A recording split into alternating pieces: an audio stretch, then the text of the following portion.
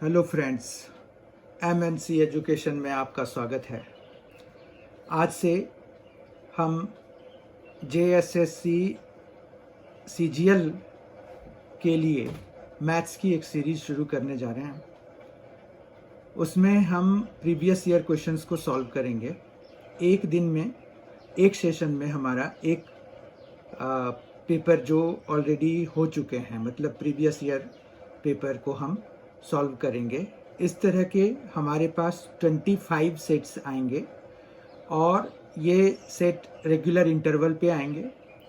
तो ये जो सेट्स होंगे और ये जो हमारा जो सीरीज है JSSC CGL के लिए होगा, पर ये SSC CGL जो सेंट्रल SSC CGL है उन स्टूडेंट्स के लिए भी काफ़ी हेल्पफुल होगा।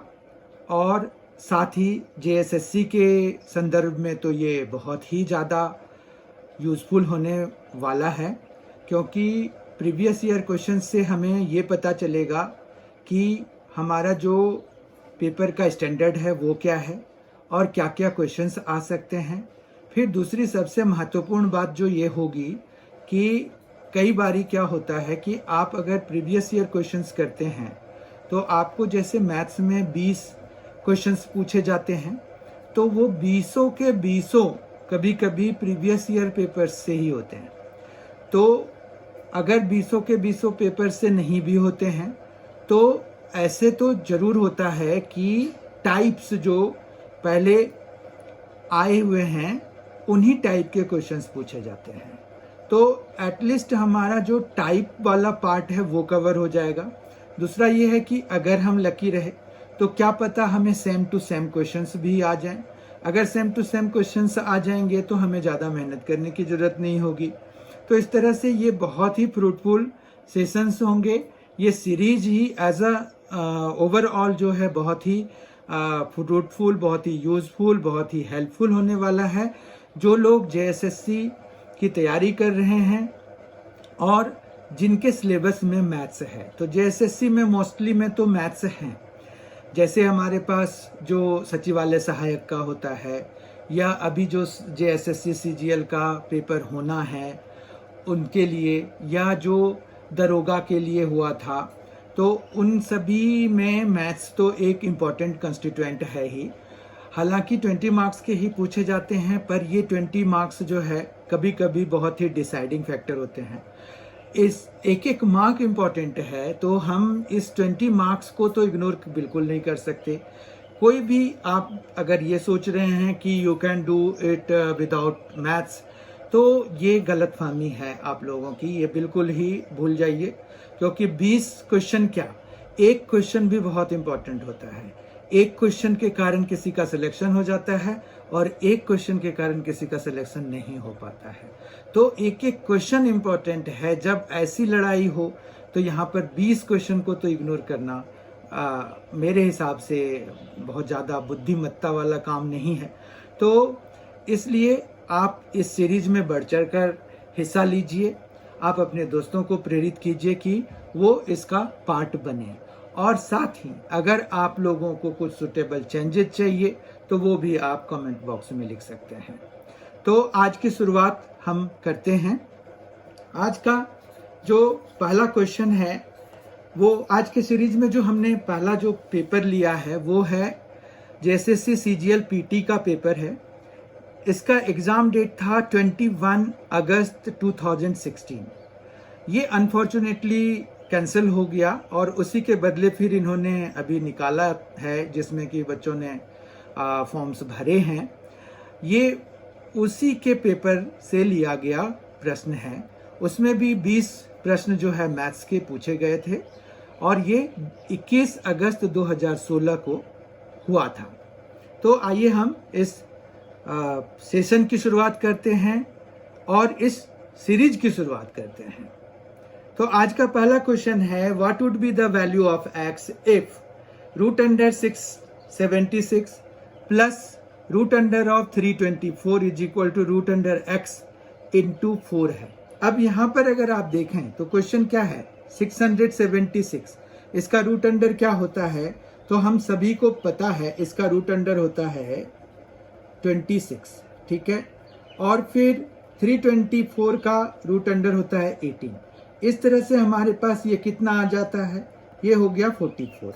अब ये अगर root under of x into 4 के बराबर है तो ये 4 से अगर ये कैंसिल करा दे तो रूट x हमारा किसके बराबर हो गया, 11 के बराबर हो गया। तो x हमारा किसके बराबर होगा, दोनों साइड हमें स्क्वायर कराना पड़ेगा। तो 11 का स्क्वायर वो हमारा कितना होता है, 121 होता है। तो इस तरह से अगर ऑप्शन देखें तो बी ऑप्शन हमारा करेक्ट है। आज का दूसरा क्वेश्चन हम देखते हैं। There are a certain number of students of in a class. Each student contributes as many rupees as the number of students in that class. If the total contribution was rupees 5,476, then how many students were there in the class? अब ये भी देखिए, अभी जो पिछला question था वो square root के बेसिस पे था, ये भी स्क्वायर रूट के बेसिस पर ही है। अगर हम इस क्वेश्चन को इस तरह से करें कि मान रखिए कि x स्टूडेंट्स थे हमारे उस क्लास में और सब ने कंट्रीब्यूशन x का किया, क्योंकि उन्होंने दिया हुआ है कि जितने number, each student contributed as many rupees as the number of students, मतलब जितने नंबर ऑफ स्टूडेंट्स उतने रुपए का कंट्रीब्यूशन उन्होंने किया। ये देखिए ईच स्टूडेंट कंट्रीब्यूटेड, तो यहाँ पर जो है x इंटू एक्स हो जाएगा टोटल कंट्रीब्यूशन, और ये कितना है 5476। अब इसका स्क्वायर रूट कराना होगा to get the value of x, क्योंकि हमें नंबर ऑफ स्टूडेंट्स चाहिए या कंट्रीब्यूशन पर स्टूडेंट चाहिए, क्योंकि दोनों सेम ही हैं। अब 5476 जो है वो उसका स्क्वायर रूट कितना होता है ये हमें पता करना है। तो स्क्वायर रूट के तो बहुत सारे मेथड हैं, आप अपना किसी भी मेथड से कर सकते हैं। इसका स्क्वायर रूट जो है अगर हम देखते हैं तो ये 74 होता है, ठीक है। 74 स्क्वायर रूट होता है, तो इस तरह से हमारा सी ऑप्शन करेक्ट हो जाएगा, ठीक है। फिर थर्ड क्वेश्चन है हमारे लिए, what would be the simplified value of B square plus C square into A, C square plus A square into B plus A square plus B square into C plus 2abc, ठीक है। तो इस expression को हमें simplify करना है, तो उसके लिए हम कैसे प्रोसीड करेंगे।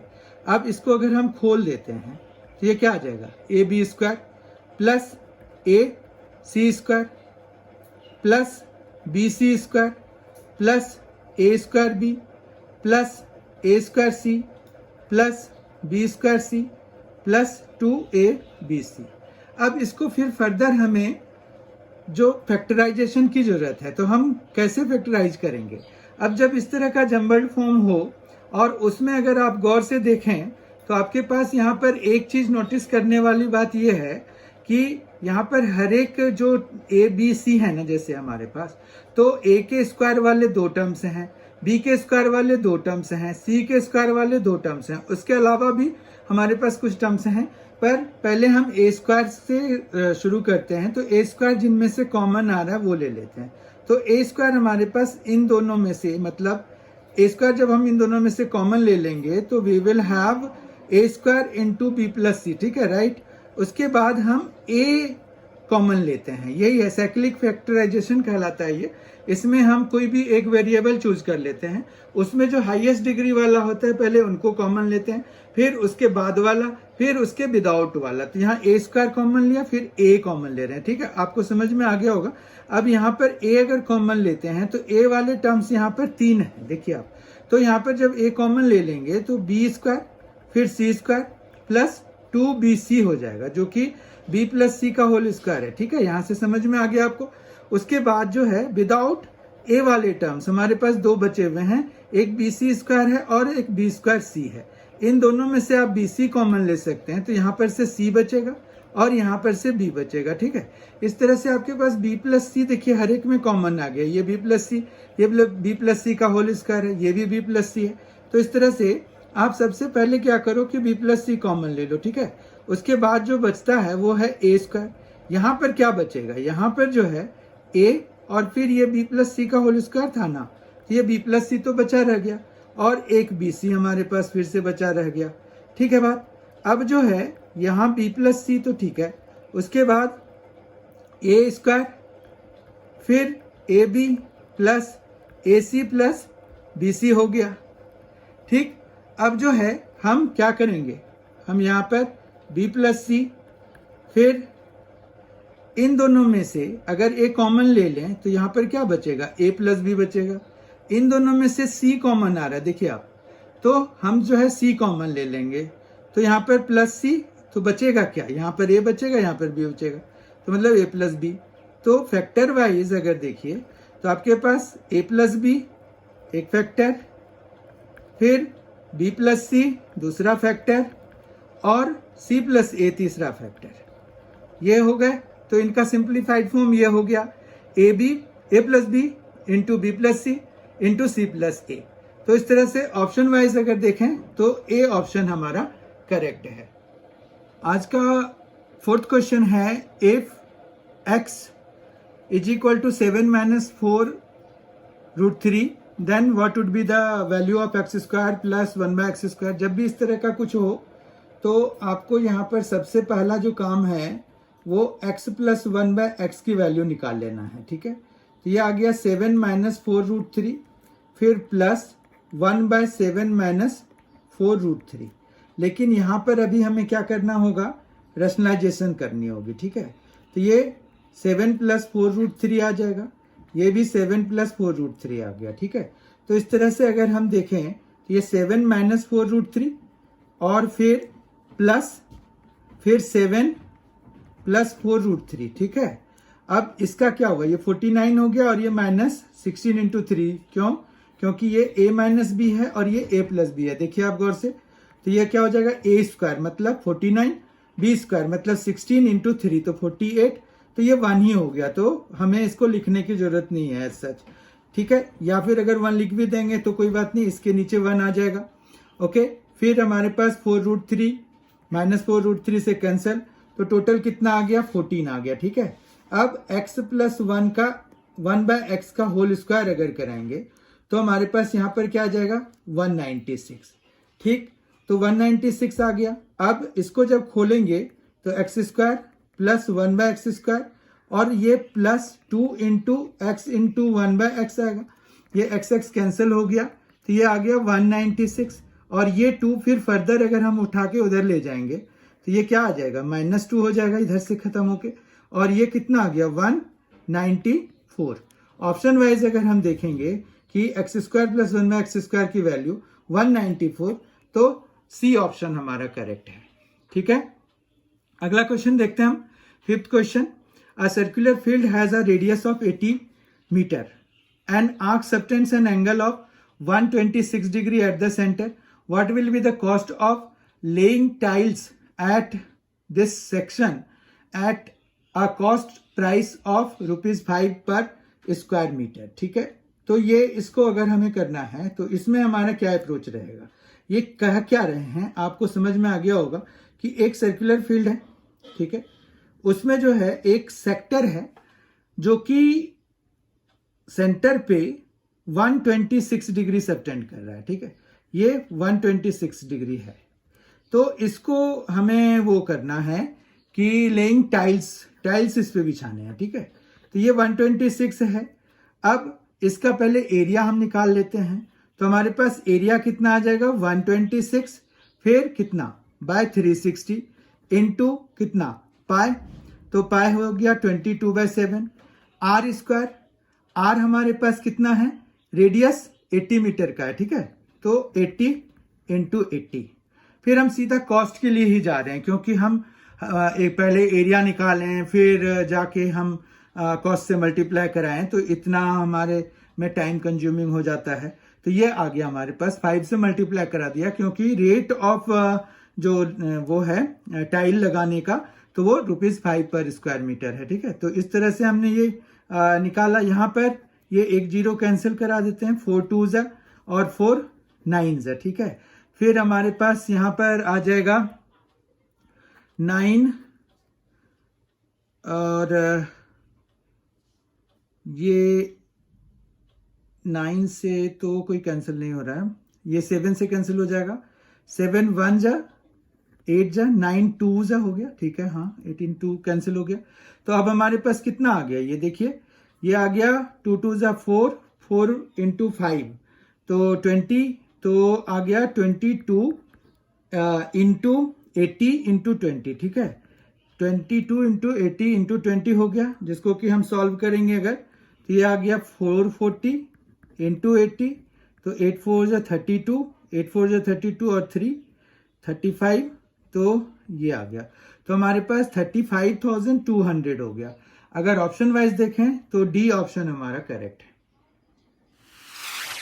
6th क्वेश्चन देखते हैं। Although company increases the sales commission by of its salesman from 4% to 5%, the income of a person remains unchanged.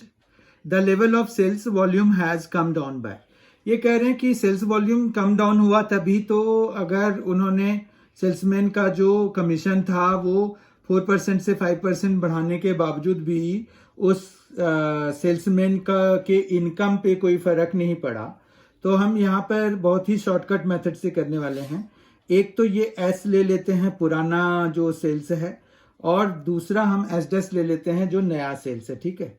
इसका जो 4% मतलब 4/100, ठीक है, और इसका 5/100, ये दोनों जो है बराबर ही हो गए क्योंकि इनकम उसका सेम ही रह गया, तो ये तो 100 कैंसिल ही हो गया। मतलब ये हो गया कि 4s is equal to 5s dash के बराबर हो गया, ठीक है।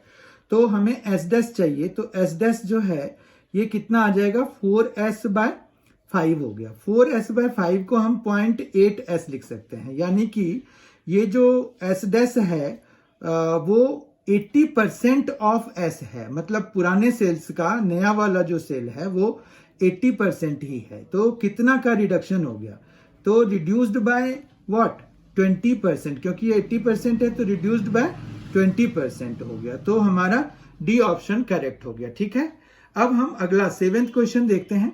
7th क्वेश्चन में क्या है कि if m and n are the whole number such that m power n is equal to 121, then what would be the value of m minus 1 power n plus 1, ठीक है। बहुत ही आसान क्वेश्चन है ये, क्योंकि उन्होंने 121 दिया हुआ है। तो अगर आप देखें, ये सबसे पहले समझिए कि m and n are whole numbers. Whole numbers कौन से होते हैं, 0 1 2 3 4, ये होल नंबर्स होते हैं। तो हमारे पास m पावर n अगर 121 के बराबर है तो 121 को हम 11 स्क्वायर ही लिख सकते हैं, बस यही काम कर सकते हैं। अब इससे सीधा हम कंपेयर कराएं तो m हमारा 11 हो गया और n हमारा 2 हो गया, ठीक है बात। अब हमें क्या चाहिए, m-1, और पावर में क्या चाहिए, n+1 चाहिए। m-1 यानी कि 10 और n+1 यानी कि 3, n+1 मतलब 2+1 तो 3, तो ये कितना आ गया 10³ यानी कि 1000। ऑप्शन वाइज डी ऑप्शन हमारा करेक्ट हो गया। 8th क्वेश्चन है, the inner and outer circumferences of the two concentric circular rings are 264 metre and 352 metre respectively, what would be the width of the ring, ठीक है। तो हमें यहाँ पर विड्थ ऑफ द रिंग निकालना है। कंसेंट्रिक सर्कल्स की बात करी है उन्होंने, तो मान रखिए कि हमने एक सर्कल बना लिया इस तरह से, ठीक है, एक दूसरा सर्कल बना लिया। कंसेंट्रिक सर्कल का क्या मतलब होता है, कंसेंट्रिक सर्कल का मतलब होता है जिसका कि सेंटर जो है सेम हो, ठीक है। तो मान रखिए कि छोटे वाले का हमने r और बड़े वाले का रेडियस r ले लिया, तो इस तरह से 2 पाई r जो है हमारा 264 मीटर है, जबकि 2 पाई कैपिटल R जो है वो हमारा 352 मीटर के बराबर है। अब अगर डिफरेंस वाइज देखें तो 2 पाई r माइनस r हम सीधा माइनस करा देते हैं, तो ये आ गया 8, फिर यहाँ पर आ गया 4, तो ये 8 आ गया। तो हमारे पास इन दोनों का जो डिफरेंस है वो 88 आ गया, और r माइनस r हमें निकालना है, वही विड्थ हो जाएगा, विड्थ ऑफ द रिंग। तो r माइनस r हमें निकालना है, तो वो हो गया 88/2 इंटू पाई है, पाई की वैल्यू 22/7 लिख देते हैं, तो 22/7 को हमने ऊपर कर दिया, तो ये 44 2 हो गया, तो 14 हो गया, ठीक है। तो r माइनस r जो है 14 मीटर अगर हो गया तो विड्थ हमारा कितना हो गया, a 14 मीटर। 9th क्वेश्चन है, there is a rectangular tank of length 180 metre and breadth 120 metre in a circular field सबसे पहली बात है कि एक रेक्टेंगुलर टैंक है जो कि एक सर्कुलर फील्ड के बीच में है, ठीक है। तो एक सर्कुलर फील्ड हम बना लेते हैं, उसमें एक रेक्टेंगुलर टैंक डाल देते हैं। ये कुछ मतलब डिपिक्शन इसी तरह से हो गया। अब यहाँ पर ये है कि ये 180 है जबकि ये 120 है। इस तरह से अगर हम इनका एरिया निकालेंगे तो 18 2 ज़ा 36, फिर 18 1 ज़ा और 3, तो 2 1, तो 21,600 मीटर स्क्वायर इसका हो गया। फिर ये कह रहे हैं if the area of the circular field around the rectangular tank is 40,000 metre square, तो बाहर जो है 40,000 मीटर स्क्वायर है, जबकि ये भी हमारा निकल गया, तो ये कितना आ गया 61,600 मीटर स्क्वायर टोटल एरिया आ गया। और अगर हमें यहाँ पर क्या चाहिए, what is the circumference of the field, तो सरकमफ्रेंस ऑफ द फील्ड बिना इसका रेडियस के तो मिलेगा नहीं। अब रेडियस हम r मान लेते हैं, ये इसका टोटल एरिया हो गया, ये पूरे सर्कल का एरिया हो गया पाई आर स्क्वायर से, तो r स्क्वायर हमारा हो जाएगा 616, फिर 00/22 और फिर ये 7, ये वही हुआ कि 22/7 लिखना था, वो 7 न्यूमरेटर में चला जाएगा। और इस तरह से अगर हम 22 से कैंसिल कराएंगे 61600 को, तो ये कितने में कैंसिल हो जाएगा, ये हो जाएगा आपका 2800 में, ठीक है। 2800 में, 28 में 616 आ जाता है 22 में, तो ठीक है, इतना आ गया। 2800 इंटू 7 हो गया। तो आर स्क्वायर वाइज अगर हम देखें तो हमें पता है 7 इंटू 400, तो 7 इंटू 400 मतलब 20 इंटू 20, और एक 7 यहाँ पर पहले से है, तो अगर हम आर स्क्वायर इतना है तो आर इज इक्वल टू कितना हो जाएगा, तो एक एक आ जाएगा, 7 आ जाएगा, 20 आ जाएगा, है ना, इन दोनों के बदले। तो ये कितना आ गया 140 मीटर आ गया। अब 140 तो इसका ये हुआ, रेडियस हुआ, पर हमें क्या चाहिए 2 पाई आर चाहिए, क्योंकि हमें सरकमफेरेंस की लेंथ चाहिए, तो वो हो जाएगा 2 इंटू 22/7 इंटू 140, 7 से ये 20 टाइम्स में कैंसिल हो गया, तो ये हो गया 44, 88, तो 880 हो गया, 880 मीटर हो गया। ऑप्शन वाइज डी ऑप्शन हमारा करेक्ट हो गया। 10th क्वेश्चन बहुत ही सिंपल क्वेश्चन है। इसमें क्या है, a section at angle of 150 degree is cut out from a circle and the area of the cut out portion is 25/2 square centimetre. What would be the area of the circle, हमें circle का area चाहिए अगर उसके एक portion का जो कि angle subtend कर रहा है 150 एट द सेंटर, तो उसका सेक्टर का एरिया हम निकाल लेते हैं, वो इतना है 150/360 इंटू पाई आर स्क्वायर, वो 25/2 के बराबर है। तो हमें पाई आर स्क्वायर चाहिए, तो एक जीरो तो हटाई दीजिए, 3 के लिए ये 5 और ये 12 हो जाएगा, 2 से ये 6 टाइम्स में कैंसिल करा दीजिए, 5 से ये 5 टाइम्स में कैंसिल करा दीजिए, 5 6 30 हो गया। तो पाई आर स्क्वायर जो है वो 30 स्क्वायर सेंटीमीटर हो गया। ऑप्शन वाइज ये फर्स्ट ए ऑप्शन करेक्ट हो गया। 11th question for today is, if the body diagonal of a cube is 3√3 centimeter, then what is the volume and surface area of the cube?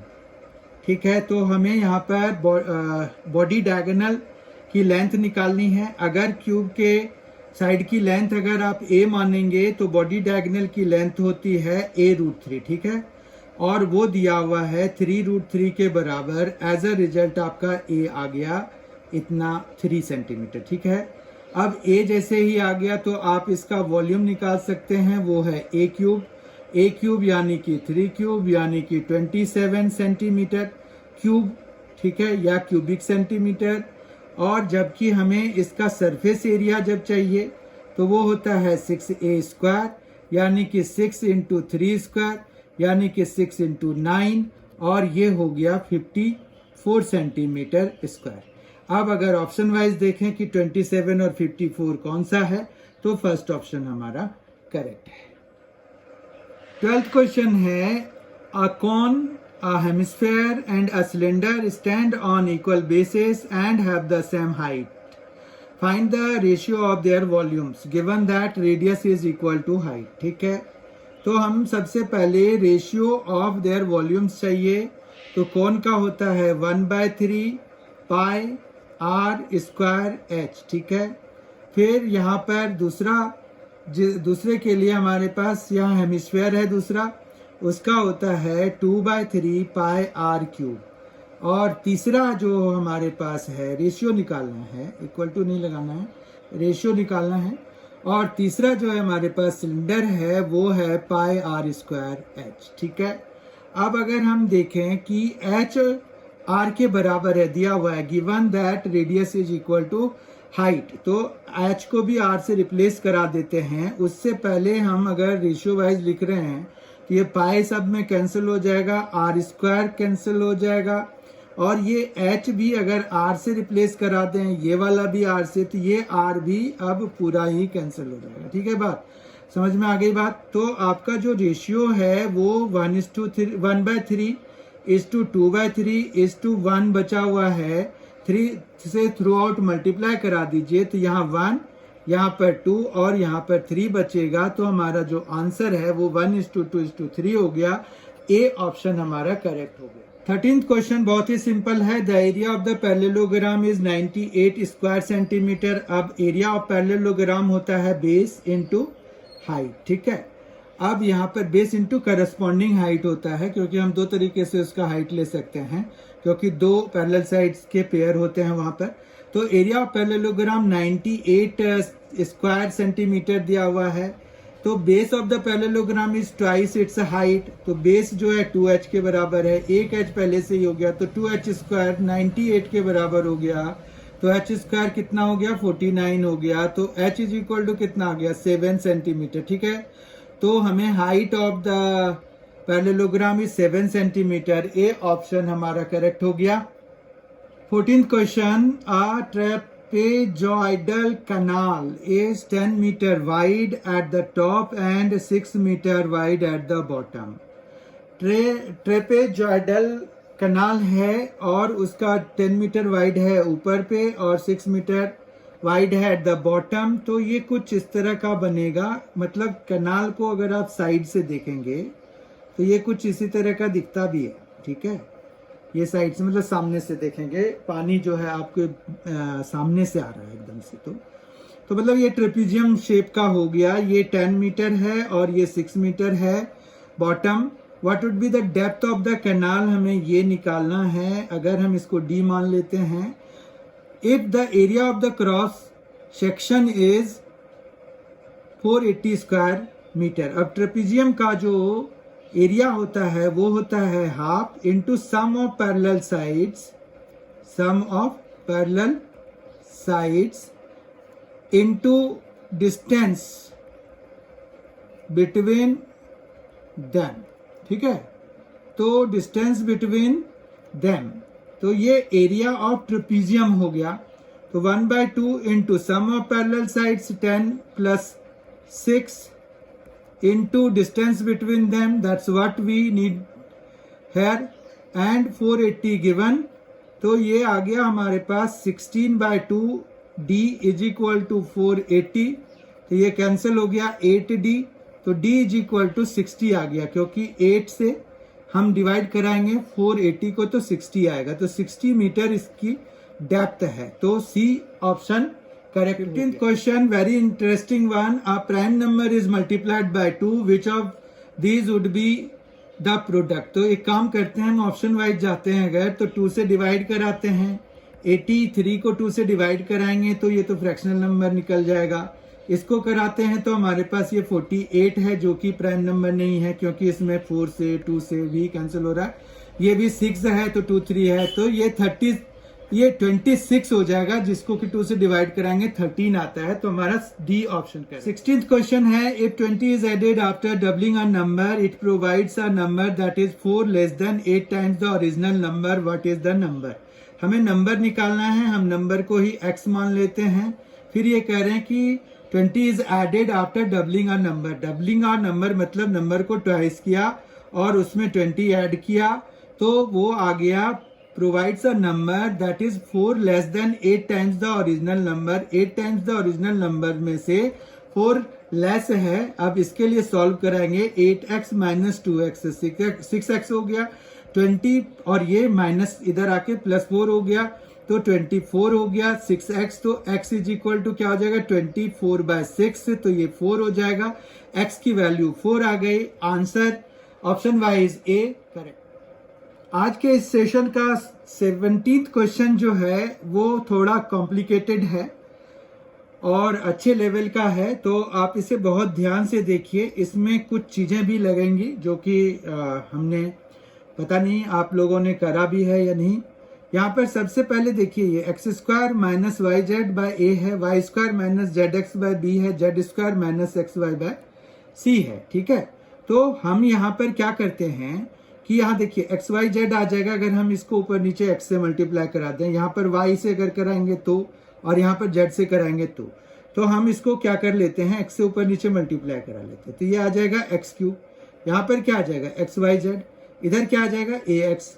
इधर हमें Y से multiply कराना है. ठीक है, तो वाई क्यूब आ जाएगा जब हम वाई स्क्वायर को कराएंगे और यहाँ पर माइनस एक्स वाई जेड आ जाएगा. ठीक है, अपॉन में आ जाएगा बी वाई. ठीक है, इसी तरह से z cube minus x y z और अपॉन में सी जेड आ जाएगा. ठीक है, अब अगर हम इनको ऐड करा दें मतलब हमारे पास क्या होता है कि अगर रेशियोज हैं ना तो 2 या 3 रेशियोज हैं या जितने भी रेशियोज हैं उनमें सारे न्यूमरेटर्स को एक साथ ऐड कर दीजिए, सारे डिनोमिनेटर्स को एक साथ ऐड कर दीजिए और उनको उनके पोजीशन पे मतलब न्यूमरेटर्स को ऐड करके न्यूमरेटर के पोजीशन पे, डिनोमिनेटर्स को ऐड करके डिनोमिनेटर के पोजीशन पे अगर लिखते हैं तो जो आउटकम आता है वो भी हमारा सेम रेशियो में होता है. जो हमारे जो 2 या 3 जितने भी दिए हुए हैं वो रेशियो में जिस भी रेशियो में होंगे वो न्यूमरेटर का सम करने के बाद जितना आएगा अपॉन डिनोमिनेटर का सम करने के बाद जितना आएगा वो भी फिर से रेशियो में ही होते हैं. तो इस तरह से हमारे पास यहाँ पर x cube plus y cube plus z cube minus देखिए ये 3xyz आ गया. ठीक है बात, 3xyz आ गया और अपॉन में क्या आ गया ax plus b y plus c z आ गया. ठीक, कोई दिक्कत नहीं है. उसके बाद अगर हम यहाँ पर बिना कोई मॉडिफिकेशन के ऐड करा देते तो क्या आ जाता x square minus y z upon plus y square minus z x plus z square minus x y और साथ में क्या आता a plus b plus c आता. ठीक है, तो ये भी इन्हीं के रेशियो में है. क्यों?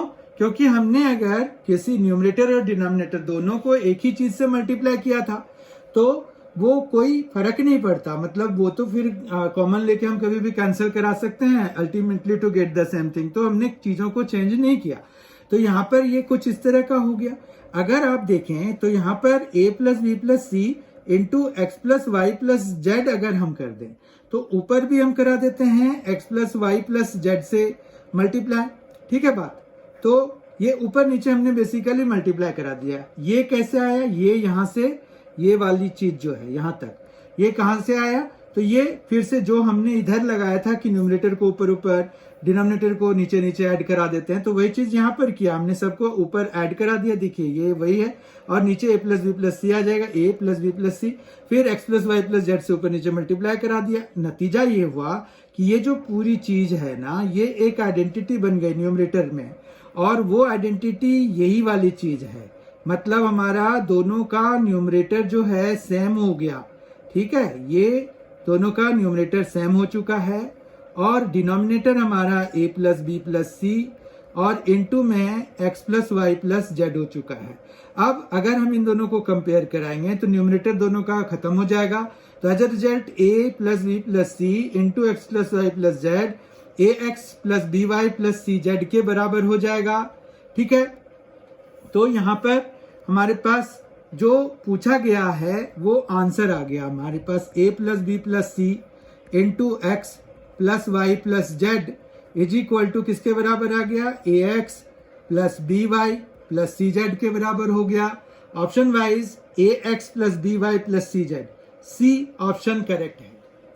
18th क्वेश्चन है a 2-digit number is 7 times the sum of the digits. तो हम यहाँ पर यूनिट्स डिजिट और टेंस डिजिट मान लेते हैं. तो मान रखिए कि यूनिट्स डिजिट जो है हमने y और टेंस डिजिट x माना है, तो 10x प्लस वाई हमारा नंबर हो जाएगा। वो कह रहे हैं कि 7 times the sum of the digits है, तो 7 इंटू एक्स प्लस वाई के बराबर है। ठीक है, तो ये 10x माइनस 7x तो कितना हो जाएगा 3x, ये y है, ये 7y है, तो कितना हो जाएगा 6y, यानी कि x इज इक्वल टू कितना आ गया 2y के बराबर आ गया। फिर ये कह रहे हैं कि tens place exceeds units place by 4।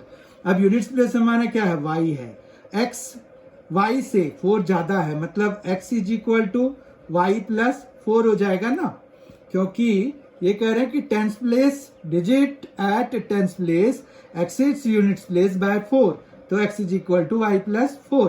ठीक है, तो x is equal to y plus 4 यहां डाल दीजिए, ये 2y हो गया, तो y इज इक्वल टू 4 आ गया। ओके, अब y 4 है तो x कितना हो जाएगा 8, नंबर कितना हो जाएगा, ये टेंस है, ये वो है, दोनों मिला के 84, तो नंबर हमारा 84 आ गया। Option wise D option correct हो गया। 19th question is very easy one है, यू कैन सी, आप देखिए इसको, यहाँ पर क्या है 5 पावर 1/4 है और 125 की पावर भी 1/4 ही है, क्योंकि 0.25 तो पॉइंट हटाइए 100 आ जाएगा, 25 से 100 कैंसिल कराइए 1/4 हो जाएगा। समझ में आ गया। फिर जब पावर सेम होते हैं तो हम उनको आपस में मल्टीप्लाई करके और एक यूनिफाइड पावर वहां डाल सकते हैं, तो ये कितना आ जाएगा 5 की पावर 3 है, एक और हो गया तो 5 पावर 4, 1/4 तो ये कैंसल, टोटल हो गया 5। ऑप्शन वाइज ए ऑप्शन हमारा करेक्ट हो गया। 20th क्वेश्चन और लास्ट क्वेश्चन इस सेशन का है, Rahul is attempting a model paper, there are 11 questions in the model paper, out of which he has to attempt exactly 10, in how many different ways can he do so। तो ये 11th में हमने एक चीज पढ़ी है परम्यूटेशन एंड कॉम्बिनेशन, तो permutations and combinations chapter से रिलेटेड है ये, हमने वहां पर परम्यूटेशंस एंड कॉम्बिनेशंस एक चैप्टर पढ़ा था। तो इसको हम किस तरीके से कर सकते हैं, टोटल 11 है, उनमें से हमें 10 सेलेक्ट करना है एक तरह से, तो ये 11C 10 हो जाएगा, जो कि 11 factorial by 10 factorial into 11 minus 10 whole factorial, या फिर कहिए 11 factorial by 10 factorial into 1 factorial हो गया, 1 फैक्टोरियल 1 ही होता है, और 11 फैक्टोरियल को हम 11 इंटू 10 फैक्टोरियल लिख सकते हैं, अपॉन में 10 फैक्टोरियल है, कैंसिल हो गया, तो एज अ रिजल्ट 11 वेज हमारे पास ऑप्शन हो गया, ए ऑप्शन हमारा करेक्ट हो गया। तो इस तरह से हमने आज 20 क्वेश्चंस का एक सेट कर लिया। अब हमारा जो नेक्स्ट वीडियो आएगा वो भी इसी तरह से 20 क्वेश्चंस का एक दूसरा सेट होगा, जो कि प्रीवियस ईयर क्वेश्चन से ही होगा। आज के जो हमने क्वेश्चंस लिए थे वो हमारा प्रीवियस ईयर क्वेश्चन था, जो कि 2016 में 21 अगस्त को हुआ था। तो उसमें जो ये JSSC CGL जो हुआ था उसी के ये पेपर थे, उसमें जो मैथ्स में जो मैथमेटिकल एबिलिटी वाले में जो आया था, जनरल मैथ्स कहते हैं जिसको, जनरल मैथ्स सेक्शन के ये क्वेश्चंस थे। तो I hope you have enjoyed this session, आपको बहुत पसंद आया होगा। इसी तरह से आप जो है दूसरे सेशन में भी उपलब्ध रहिए, दूसरा वीडियो भी आपको बहुत ही जल्द अवेलेबल करा दिया जाएगा। तो इस तरह से ये 25 वीडियो जिस तरह के आएंगे। आज ये इस सीरीज का पहला सेट या पहला वीडियो था। अब दूसरे वीडियो में भी आप लोगों को मैं देखना चाहूंगा। Thank you very much for being with us. Thanks a lot.